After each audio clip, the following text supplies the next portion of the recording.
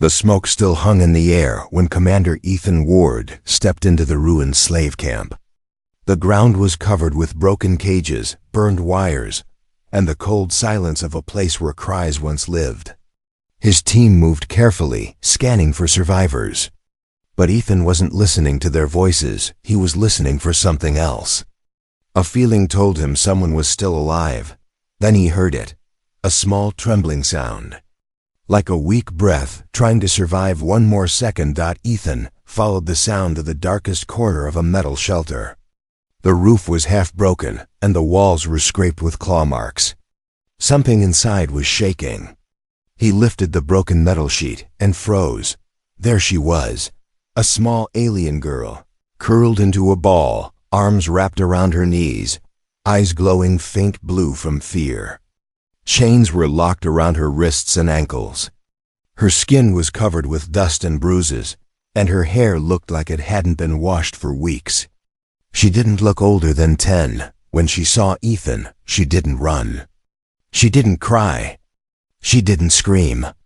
She simply stared at him. Like she was seeing a ghost she had prayed for. Ethan slowly crouched down. "It's okay. You're safe now," he said in the calmest voice he could manage. She flinched when he reached forward to unlock her chains. Her shoulders were shaking so much he thought she might break apart. But she didn't pull away. She let him open the locks one by one. And then something unexpected happened. The moment the last chain dropped to the ground, the girl suddenly jumped forward and grabbed Ethan's uniform. She pressed her face against his chest as if hiding from a monster. Ethan froze. She wasn't holding him. She was clinging to him. Her tiny fingers tightened around the fabric with desperate force. Ethan tried to step back gently, but she held on harder, as if letting go meant dying. The soldiers exchanged confused looks. "Sir." "She's attached to you," one whispered. "She's terrified," Ethan said quietly, putting one hand on the girl's back. She tensed but didn't let go. He slowly picked her up, and she wrapped her arms around his neck like it was the only safe place left in the world. Her heartbeat was fast, too fast. A sign she had been living in fear for a long time. "What's your name?" Ethan asked softly. She whispered something in a language he didn't understand. But she said one word clearly again and again. "Stay. Stay. Stay." Ethan felt a sharp pain in his chest. Someone had hurt her so much that even freedom felt dangerous. He carried her out of the ruined shelter and onto the rescue ship. Even when the doctor tried to take her for medical care, she grabbed Ethan's arm so tightly her nails dug through his gloves. "She thinks you're the only safe person here," the doctor whispered. Ethan tried to speak gently. "I'm not going anywhere. They just want to clean your wounds." But the girl only shook her head and pressed herself closer. Tears from her glowing eyes left faint blue streaks on his armor. "All right," Ethan sighed. "She stays with me." The doctor hesitated, but agreed. They placed a blanket on Ethan's bed and told him they would bring warm food. But the girl refused to sit on the blanket alone. She crawled onto the bed beside him, curled up close, and stayed completely still, except for her trembling. Ethan watched her. Who was she? What happened to her? Why was she so afraid of letting him out of sight? Hours passed. She didn't sleep. She just kept her hand on his arm, making sure he was still there. When the ship finally left the slave camp, the girl suddenly whispered something again. Her voice was soft, broken, but filled with meaning. "They come back," she said. "They want me. Take me back." Ethan felt her body shake harder. "Who?" he asked gently. "Who wants you?" She pointed to a symbol burned into the side of her neck. A strange mark like a brand. Ethan touched it lightly, and the girl hissed in pain. The mark began to glow faintly. "I don't know who did this," Ethan whispered. "But no one will hurt you again." The girl stared into his eyes, as if trying to judge if she could trust his words. Then she slowly relaxed and leaned her head on his shoulder. Before sleeping, She whispered one last fragile sentence. Only safe. With you. Ethan didn't understand why she felt that way. He didn't know why she clung to him instead of anyone else. But he made a silent promise. Whoever tried to take her again would have to go through him first. He didn't know it yet, but saving her was only the beginning. Something far darker was coming for her, and she knew it because she had already lived through it once. The girl slept for the first time in days, her small hand still gripping Ethan's sleeve. She didn't move, didn't shift, didn't even breathe deeply. It was the kind of sleep people fall into when their body finally gives up after fighting too long. When she woke, she looked around in panic until her eyes found Ethan. Only then did she breathe again. She moved closer instantly, pressing her shoulder against his arm like a frightened animal trying to hide. Ethan didn't push her away. He only adjusted the blanket so she wouldn't get cold. "What did they do to you?" he murmured, but she didn't answer. Instead, she touched the side of her neck, the place where the strange burning mark glowed the night before. Ethan gently took her hand away and leaned closer. The mark looked like two circles connected by a sharp line. The skin around it was darkened, almost scarred, like someone burned it into her flesh. "What is this?" he asked. The girl shook her head slowly, fear returning to her eyes. Then she whispered one word: "Owners." Ethan felt anger rise inside him. They had branded her like property, like an object. "No," he said firmly. "Nobody owns you anymore." But she didn't understand. Or maybe she did, but she didn't believe it yet. A sudden beeping noise broke the silence. Ethan looked at the ship sensors. Something was strange. A faint tracking signal had appeared on the radar, moving slowly, but moving toward them. "We picked up a pulse," the pilot announced. "Could be debris. Could be a ship." Ethan's stomach tightened. Could it be a tracking beacon? Everyone looked at the girl. Ethan knelt in front of her. "Lyra, did they put something on you? Something to track you?" She didn't reply. She only touched her neck again. Ethan scanned it with a small handheld device. The screen flashed red, a locator. Inside her skin, they had implanted a way to find her anywhere in the galaxy. Ethan clenched his jaw. "We need to remove it." The girl panicked instantly and grabbed his clothes with both hands, shaking her head fast. "No, no hurt. No cut." Ethan placed his hands gently on her shoulders. "Lyra, listen to me. They use this to follow you. If we take it out, they can't find you anymore." Her eyes filled with tears. "You stay?" she whispered. "You stay with me?" "Yes," Ethan said. "I'll be right here." That was enough. The doctor brought a small medical tool, something that could pull foreign metal from skin without cutting deep. But the moment it touched the mark, Lyra screamed. A soft blue light shot from the burned symbol, and the device overloaded. "What was that?" Ethan asked. "It's fused to her nerve system," the doctor replied, shocked. "Her species bonds differently. Removing it could hurt her badly." Lyra's hands shook as she grabbed Ethan's arm again.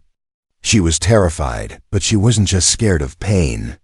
She was scared of being found. Ethan lifted her gently into his arms and sat on the bed. "Look at me, Lyra." Her glowing eyes met his. "You are not alone anymore," he said. "I will keep you safe. But I need you to trust me." She hesitated, then slowly nodded. Ethan gave the doctor a signal. The doctor tried again, slowly, carefully. Lyra dug her face into Ethan's chest and wrapped her arms around him. She cried silently, shaking.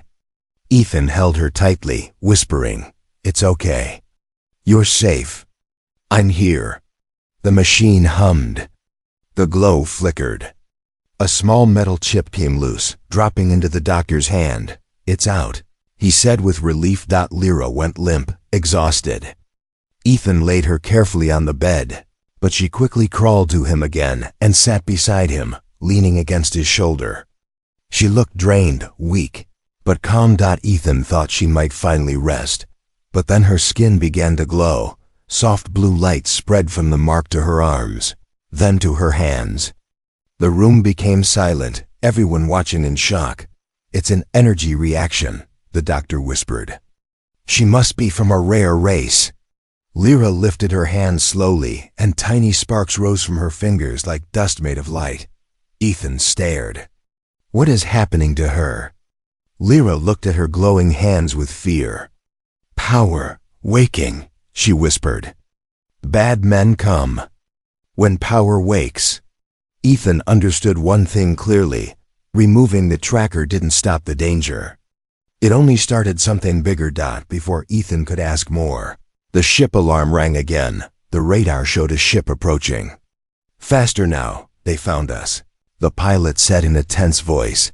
Lyra grabbed Ethan's hand tightly. "Don't let them take me," she whispered. "Please, don't let them."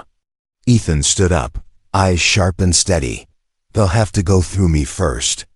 Lyra pressed her forehead against his arm, as if drawing strength from his presence. The mark she carried was not just a brand.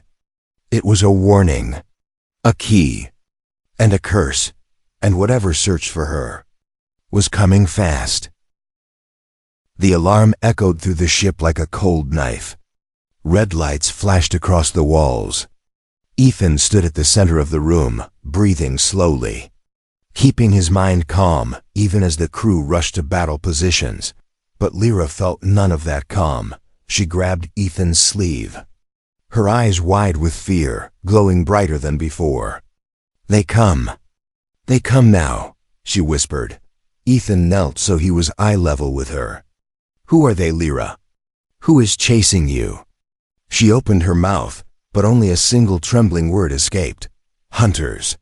Before Ethan could ask more, the pilot shouted from the front, "Unknown vessel approaching. Black energy signature unregistered. They're jamming our scanners." Ethan's jaw tightened. Jamming meant one thing: someone highly skilled and extremely dangerous. The ship shook slightly as the dark vessels slowed outside their radar field. Crew exchanged tense looks. Lyra crawled closer to Ethan and clung to the fabric of his uniform with both hands. Her voice trembled as she said, "They always find, always take back." Ethan placed his hand gently over hers. "They won't take you. Not while I'm here." But deep inside, he knew this was no ordinary enemy. Suddenly, the intercom crackled. A voice, cold, metallic, and disturbingly calm, filled the ship. "Return the girl." Lyra froze. Her entire body trembled violently. The voice continued, "You have something that belongs to us. Deliver the child, and we will let your crew live." Ethan stepped toward the console. "She is not a thing," he said with steady anger. "And she belongs to no one." There was a silence. Then the voice replied, "Then you will die protecting her." The line cut. Lyra pressed her face against Ethan's arm. "No fight. No fight them. They hurt. They hurt all." "Not anymore," Ethan said firmly. But the attack came fast. A powerful blast struck the side of their ship. The floor shook. Alarms screamed. Sparks burst from overhead cables. Crew members struggled to keep balance. The enemy wasn't trying to disable, they were trying to board. "Brace for contact." The pilot shouted. Lyra let out a soft cry and held Ethan tighter. Another explosion rocked the hallway. This time, the lights flickered off completely. Everything went dark.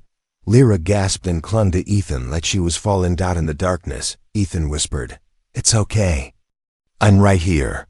Then emergency lights turned on, dim blue beams lining the floor. A long, metallic groan echoed through the ship. "They're forcing open the docking hatch." A soldier yelled. Ethan lifted Lyra into his arms. "Stay close behind me," he told his squad. She wrapped her arms around his neck and hid, her face against him. The hallway filled with tense silence. Then the hatch exploded inward. Smoke rushed out. Dark armored figures stepped through the fog, silent, tall, moving with a predatory grace. The hunters. Their armor was black as shadow, with glowing red lines along the chest. Helmets covered their faces completely. Ethan had seen their kind once before. Long ago in classified reports, collectors from the dark sector, merciless, unstoppable, paid to retrieve living beings. One of the hunters pointed at Lyra. The modulated voice repeated, "Return the child." Ethan stepped forward. "She stays with me." The hunter moved fast, leaping forward like a creature made of smoke. But something happened. Lyra's hands lit up. A burst of soft blue energy exploded from her palms. A shockwave blasted outward, throwing the hunter across the hallway like a rag doll. Everyone froze. Even Lyra stared at her own glowing hands in shock. Ethan looked between her and the fallen hunter. What did you just do?" "I don't know," she whispered. Power wakes when fear's strong. But the hunters recovered quickly. More of them stepped forward. One spoke, voice colder than space. "She is activating. We must take her now before the transformation completes." Transformation? Ethan didn't like the sound of that. The hunters charged again. Ethan pulled his blaster and fired. Soldiers joined in. Gunfire echoed through the hall as flashes of red and blue lit up the corridor. Lyra pressed her forehead against Ethan's shoulder, trembling, whispering, I sorry. They come because me." Ethan held her tighter. "This is not your fault. They chose to do this, not you." A hunter leaped at them, but Ethan dodged and slammed his elbow into the creature's helmet. It stumbled backward, but reached out with long metal fingers toward Lyra. Lyra screamed. That scream wasn't normal. It triggered another blast of blue energy, this time stronger. It rippled through the corridor, knocking every hunter to the ground. Sparks burst from the lights. Metal groaned. The ship shook as if reality itself trembled. When the energy faded, Lyra collapsed against Ethan. Weak and shaking, he held her close. The hunters, struggling to rise, left a final message before retreating back into the smoke. A voice echoed through the ruined hallway. "She belongs to us. We will return." Then they vanished through the hatch, their ship pulling away into darkness. Silence filled the corridor. Ethan looked down at the small, alien girl in his arms, breathing fast, glowing faintly. What was she? What power slept inside her? Why were they willing to go to war for her? One thing was clear, the hunters weren't giving up, and this battle was only the beginning. Lyra slept for hours after the attack, curled tightly against Ethan's side, as if the world outside would swallow her if she let go. Her breathing was soft, but her glowing skin flickered from time to time, as if her body was holding back a storm. Ethan sat beside her, watching her face. She looked peaceful now, but he knew peace never lasted long around her. The ship was damaged. Half the crew was shaken. And everyone had one question inside their eyes. What exactly was that girl? When Lyra finally opened her eyes, she looked around in confusion until she found Ethan. She immediately grabbed his sleeve, the same way she did the first day he rescued her. The doctor walked in quietly. "You should rest, Lyra," he said gently, but she didn't even look at him. She only clung to Ethan harder, her fingers trembling. Ethan gently brushed her hair back. "It's okay. He's not here to hurt you." She whispered something too soft to understand. Ethan leaned closer. "What did you say?" Her glowing eyes lifted to his, filled with fear and something deeper, something almost like devotion. "Bond woke," she whispered. Ethan frowned. "Bond?" She nodded and slowly placed her hand over her heart, then over Ethan's. "Your kindness made Bond wake." The doctor stiffened. He knew something Ethan didn't. "Commander," he said carefully. "Her species, they're known in old galactic texts. Very rare, very protected, very dangerous." Ethan raised an eyebrow. Dangerous? She's a child. Yes, the doctor replied. But her race forms something called a soul bond. It happens when they feel absolute kindness or safety, usually after years of torture or trauma. Ethan looked down at Lyra, who was still holding onto him. What does this bond do? The doctor hesitated. It ties her life to yours. Ethan blinked slowly. Explain. If you go far, she becomes weak. If you get hurt, she feels pain. If you die. He paused. She dies too. Ethan stared at Lyra in shock. Lyra lowered her head as if she had done something wrong. I'm sorry, she whispered. I didn't choose. It happens when heart desperate. Ethan felt a sharp ache in his chest. She wasn't clinging to him because she wanted to. She was clinging because her very life depended on it. He pulled her hand gently. Lyra, look at me. She looked up shyly. You don't need to apologize. You didn't do anything wrong. Her eyes softened, but fear still hid inside them. The doctor cleared his throat. There's more. Ethan sighed. Of course there is. The hunters. They weren't just trying to capture her. They needed her before the bond completed. Because once bonded, she cannot be controlled by them anymore. Ethan's eyes sharpened. So I broke their control. You broke everything, the doctor said. Her entire species is created with forced bonding systems. Slavers use fear to shape obedience. But if someone shows real kindness, the natural bond replaces the artificial one. That makes her uncontrollable to her captors. Ethan exhaled slowly by rescuing her. By giving her comfort. He had stolen her from the hunters in a way they could never undo. Lyra moved closer, pressing her head gently against Ethan's shoulder. They hate kindness, she whispered. They fear it. Because kindness breaks their chains. Ethan wrapped an arm around her instinctively, but the doctor looked troubled. That also means they won't stop, ever. Silence filled the room. Outside the window, stars passed quietly, but the weight of danger sat like a shadow on the ship. Lyra shifted suddenly. Her fingers brushed Ethan's chest. You look like him, she whispered softly. Like who? Ethan asked. She frowned, trying to remember. One who helped my mother. Long time ago. Before we were taken. He looked like you, same eyes. Same voice. Ethan froze. I don't know your mother, he said gently. Lyra's voice turned sad. Maybe not you. Maybe human like you. The idea settled strangely in Ethan's mind. Was he connected to her past somehow?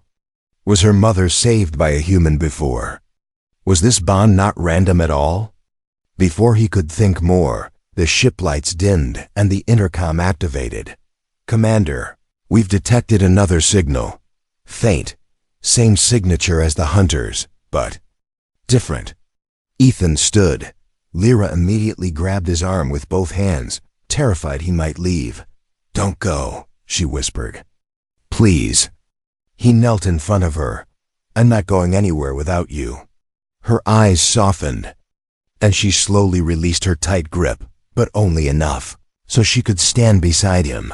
They walked together to the control deck. The pilot pointed at the screen. We've picked up a message. Very old, very weak. Origin, abandoned colony in the outer belt. Ethan frowned. What kind of message? The pilot swallowed. A distress signal. From years ago. Lyra stepped forward. Her glowing eyes widened in shock. That's my mother's voice. Ethan's heart dropped. A dead woman's message. Still calling for help, Lyra whispered, trembling. They took her. But she told me. Find the human. Ethan put a hand on her shoulder. We're going to that colony. The doctor stared. You can't take her there. It could be a trap. Ethan looked at Lyra. She looked back with a mix of fear and hope. No, Ethan said firmly. If her mother sent that message, It's not a trap. It's a clue. Lyra moved closer, sliding her hand into his dot, and for the first time, there was a spark of something new in her eyes. Not fear, hope, asterisk. The journey to the outer belt felt longer than any mission Ethan had ever taken. Space outside the windows looked frozen, silent, like the universe itself was holding its breath. Lyra stayed close to him the entire time, holding his sleeve or sitting quietly beside him. She barely spoke, but her glowing eyes revealed everything: fear, hope, confusion, and pain she didn't know how to explain. When their ship finally reached the abandoned colony, the windows showed a dark, broken world. A dead planet. A place that once held life but now felt cursed. "We're landing," the pilot announced. Lyra tightened her grip on Ethan's hand. "This place. I know it," she whispered. "My mother. She brought me here. Before they took us." Ethan gently squeezed her hand. "We'll find the truth, Lyra, I promise." The ship touched down on cracked ground, covered with old metal structures and ruined buildings. Dust blew across the empty streets, carrying the ghost-like echoes of a colony destroyed long ago. As soon as Ethan stepped out with Lyra, a soft wind passed by, carrying the faint sound of children laughing. But no one was there. Lyra stopped walking. Her eyes widened. "Voices," she whispered. "They are here." Ethan listened carefully. He heard nothing. "Are you sure?" he asked. Lyra nodded slowly, then pointed toward a broken tower. "Inside, they cry. They call for help." Ethan didn't question her. Her senses had proven stronger than any scanner. They walked through the ruins. Every step echoed through the hollow streets. Old posters on the walls showed smiling alien families, happy children. Bright markets, and then everything abruptly ended in burnt marks, scratches, and dried blood. The tower Lyra pointed to stood tall but empty, its entrance hanging open like a broken mouth. Ethan raised his weapon in case of danger and stepped inside with Lyra. What they saw froze them both. Rows of small glass chambers lined the walls, some shattered, some intact. Inside many of them were tiny beds, tiny clothes, tiny shoes. It wasn't a tower. It was a child facility, a nursery for Lyra's species. Lyra walked slowly to one of the chambers and touched the cold glass. Soft whispers filled the air, voices only she could hear. "They were here," she said softly. "Children like me. Many children." Ethan scanned the room. The beds were empty. No bodies. No bones. Just emptiness. "What happened to them?" he asked. Lyra lowered her head. "They took us. One by one. They sold us. They broke us." Her voice cracked. "I was not the only one." Ethan felt a deep ache in his chest. Her species wasn't rare because they were unique. They were rare because someone hunted them, sold them, used them. Lyra suddenly gasped and held her head. "What's wrong?" Ethan rushed to her. She fell to her knees. Voices louder now echoed in her mind. Child voices, crying, begging, calling Ethan's name. "Save them," Lyra whispered, tears falling. "They know you. They know the human who helped my mother. They beg for you." Ethan didn't understand. "How can they know me? I've never been here." But Lyra shook her head. "Not you. Someone like you. A human soldier saved children here long ago. My mother told them her child would be safe with humans." Ethan swallowed hard. Had another human unit once liberated this colony? Had Lyra's mother met them? Was Lyra brought to Ethan because she believed all humans were like that forgotten soldier? Before he could think, the floor shook. A deep metallic echo vibrated through the building. Ethan immediately pulled Lyra close. "Get behind me." Dust fell from the ceiling. The entire tower rumbled. The doctor's voice crackled through the communicator in Ethan's ear. "Commander, we're detecting multiple heat signatures, fast, aggressive, approaching your location. Lyra's eyes filled with terror. They found us. The hunters. Ethan lifted her into his arms.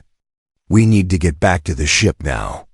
But before they reached the exit, shadows blocked the doorway. The hunters had arrived. Their dark armor glowed in the dim light. Their red visors scanned the chamber. Their leader stepped forward and pointed at Lyra. Return the marked child. This facility belongs to us. Ethan gritted his teeth. You destroyed a world full of innocent children. You will not take her. The hunter leader replied coldly. She is property of the dark sector. And so were the rest. Lyra's small body trembled. She buried her face in Ethan's chest and whispered, Please, don't let them take me. Ethan's grip tightened around her. You have my word, he said. No one will touch you. More hunters entered from the other side. They were surrounded. Lyra's glowing hands began shaking. Not from fear. From power awakening. The whispers of the lost children grew louder around her. Help us. Save her. Protect our last sister. Ethan stood firm. The hunters raised their weapons. Lyra's power surged, and the city of lost children prepared for war once more. The hunters moved like shadows, silent, sharp, and hungry. Their red visors glowed in the dark room as they closed in from both sides. Dust fell from the cracked ceiling. The tower felt alive, trembling with fear. But no one inside was more terrified than Lyra. Her small fingers dug into Ethan's chest as she whispered, They take children. They take all. They kill. They hurt. Her voice cracked. They want me because power waking. Ethan adjusted her in his arms, shielding her from their view. Not today, Lyra, he said firmly. As long as I stand, they touch no one. The lead hunter stepped forward, armor scraping against the floor. You interfere with our work, human. That child is a weapon. She is ours. Lyra trembled. Ethan's jaw locked. She's a child, Ethan said sharply. She's not your weapon. The hunter tilted his head, almost amused. She is the last living Ico-born. Her power belongs to us. Return her. Ethan didn't move. The hunter raised a hand. Very well. Then you will die with her. Before the strike came, the floor beneath them shook violently. The walls vibrated as if something huge moved underground. Lyra gasped and grabbed Ethan's shirt tightly. The children, she whispered. They wake the old chamber. To protect us. Ethan didn't understand, but he didn't have time to ask. The hunters attacked. A wave of red energy shot across the room. Ethan dove behind a fallen metal table, holding Lyra tight against him as sparks exploded around them. Stay low. He shouted to his soldiers. The crew fired back. The chamber lit up with flashes of blue and red. Hunters moved like ghosts, dodging shots, striking hard. Ethan returned fire, hitting 2 hunters in the chest. They fell but quickly rose again, armor barely scratched. They're regenerating. A soldier yelled. Lyra pushed closer to Ethan. They strong. But power inside me. Stronger. Ethan looked at her glowing hands. Can you control it? She shook her head weakly. When scared, it comes out on its own. The hunters advanced again. One leaped high, claws ready to strike. Ethan twisted away, firing upward. Another hunter slid behind him with a blade. A soldier caught the attack, taking the hit to protect his commander. Lyra cried out. Stop! Don't hurt them! A sudden shockwave burst from her body, blue light exploding outward like a wave of pure energy. The hunters flew back, crashing against the chamber walls. Ethan shielded her until the light faded. When she opened her eyes again, the hunters were rising slower this time, unsteady. Armor cracked from the blast. The leader stepped forward. Damaged but still dangerous. She is activating, he said. If we do not seize her now, she will fully awaken and no one will control her again. Lyra cried, shaking. Ethan held her face gently. "Listen to me," he said softly. "You're not a weapon. You're not theirs. You decide your own fate." Her eyes filled with tears, but she nodded. The tower shook again. This time harder. The walls split open, revealing a deep tunnel glowing with soft blue light. Whispering voices rose from below, child voices echoing like memories trapped in the stone. Lyra gasped. "They call me. They want me. To finish what they could not." The hunter leader looked around. "This place responds to her. The old technology awakens." Ethan understood. This was not just a nursery. It was an energy cradle created to protect children like Lyra and amplify their powers. The voices of the lost children were not ghosts. They were echoes of energy, waiting for someone strong enough to activate them. Another blast shook the chamber. Dust rained down. The hunters grew desperate. "Seize the girl." The lead hunter roared. Ethan stepped in front of Lyra, pulling his knife. "You'll get her over my dead body." The hunter smiled beneath his helmet. "That can be arranged." He charged. Ethan met him head-on. Metal clashed. Sparks flew. The hunter was stronger, faster, trained for killing. But Ethan fought with something the hunter had never seen: pure human fury. The hunter struck Ethan across the ribs. Pain shot through Ethan, but he didn't fall. He slashed back, driving the blade between the hunter's armor plates. The hunter staggered, but didn't drop. Lyra screamed again. Her hands glowed brighter than ever. The entire room filled with light. Ethan threw himself over her as energy exploded outward. This time, the blast shook the tower to its foundation. Hunters flew into the walls. Armors shattered. Visors cracked. Weapons melted. The lead hunter landed hardest. Sparks flying from his helmet. He rose slowly, limping. Armor barely holding together. He pointed a shaking finger at Ethan and Lyra. "You have doomed yourself," he hissed. "She is no longer a child. She is awakening into what she was made for." Ethan pulled Lyra protectively behind him. "And what is that?" The hunter spoke with final, breaking breath. "Something stronger than any army, and more dangerous than any weapon in the galaxy." He collapsed. Silence filled the room. Lyra's glow faded gently. Her body shook from exhaustion. Ethan caught her before she fell. "It hurts," she whispered weakly. "Power too big." Ethan lifted her into his arms. "It's okay. I've got you." The tower continued to crumble. They needed to escape. As they ran back toward the exit, the whispers of the lost children followed them, warm this time, almost guiding. "Protect her. Save her. She is the last." Outside, the sky cracked with storm clouds as more hunter ships descended. A war wasn't coming. It had already begun. Ethan ran through the collapsing tower with Lyra in his arms. Dust choked the air. The ground shook under their feet. Every second felt like the world was falling apart behind them. Outside, storm clouds twisted in dark spirals as hunter ships descended from the sky like metal birds of death. Their engines screamed. Their red lights cut through the dust. The entire ruined colony trembled beneath their arrival. Lyra held onto Ethan's neck tightly, her forehead pressed into his shoulder. "More coming," she whispered weakly. "So many. They won't stop." Ethan didn't slow down. "I don't care if 1,000 come," he said. "I promised you I won't let anyone take you." Her fingers tightened as if she wanted to melt into him. His voice was the only thing stronger than her fear. They reached the open field where their ship waited. Soldiers stood ready, firing warning shots into the sky. The pilot waved frantically.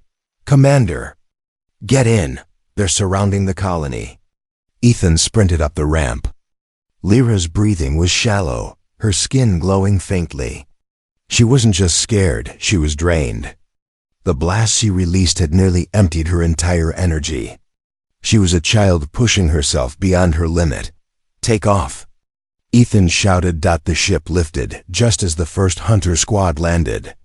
Fire hit the ground where they had stood seconds before. But the hunters weren't trying to destroy the ship. They wanted Lyra alive. They wanted the last Echo born. Inside the ship, alarms screamed. The engines were overheating. Shields flickered. The hunters surrounded them like a net of black steel. Lyra opened her eyes slightly and whispered, "They want to take me away from you." Ethan knelt beside her bed and held her hand. "No, they want power. But they won't have you." Her small face relaxed, not because she believed she was safe, but because she believed in him. The ship shook violently. "We can't break their formation." The pilot yelled, "They're locking onto us." Ethan turned to Lyra. "Is there anything your power can do to help? Anything at all?" She shook her head weakly. "No, too tired. Too weak." Her breath trembled.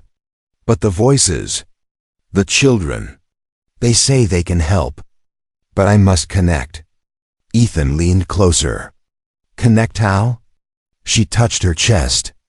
"With my heart. With the bond." Ethan understood.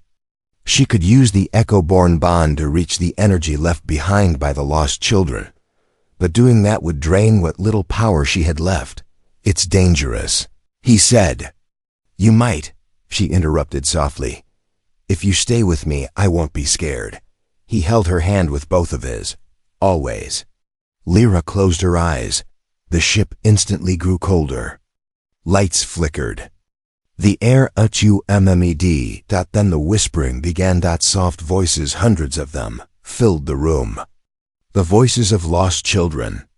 The echoes of her species. They gathered around Lyra like a glowing mist. Ethan watched, stunned and frozen, as Lyra's body lifted gently off the bed, not by force, but by the soft support of unseen hands. Blue light spread through the ship, wrapping around walls, wires, engines, and shielding systems like a living shield. The hunters outside fired, but the energy mist absorbed it effortlessly. Inside the ship, Lyra's hair floated around her like a halo. She looked peaceful, weightless, surrounded by warm light. Her voice echoed softly, "They protect me. Because you protected me." Then the blue mist exploded outward. A massive pulse of gentle energy spread across the sky, beautiful, silent, unstoppable. Every hunter ship hit the wave at once. Their engines died. Their weapons shut down. Their armor cracked. One by one, the hunter vessels fell from the sky like stones, crashing into the dead colony without a single shot fired. Ethan shielded Lyra as the blast faded. Silence followed.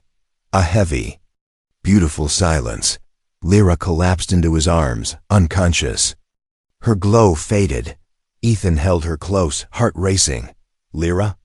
Lyra, stay with me." Her eyelids fluttered. "You stayed," she whispered weakly. "So I lived." Tears filled Ethan's eyes, something he hadn't felt in years. "You're safe," he whispered. "You're finally safe." The ship pulled away from the dying planet and entered deep space. The danger was behind them. For the first time since he rescued her, the galaxy felt quiet again. Days later, they reached a peaceful colony on the outer rim, a place where survivors, children, and refugees rebuilt their lives. A place where no hunters existed. Ethan carried Lyra out, her small arms wrapped around his neck.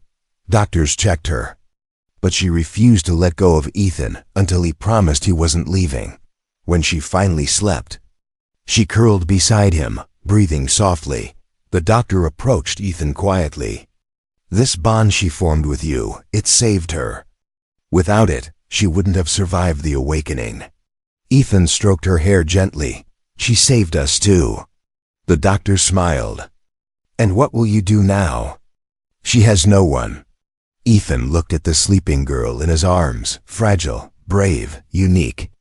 A child who had known only fear. "Until him, I'll be her family," he said softly. As long as she needs me. Lyra shifted in her sleep and whispered, "Home." Ethan held her close. "Yes," he whispered. "You're home now. And for the first time since slavery. For the first time since her mother was taken. For the first time since her world ended." Lyra slept in peace.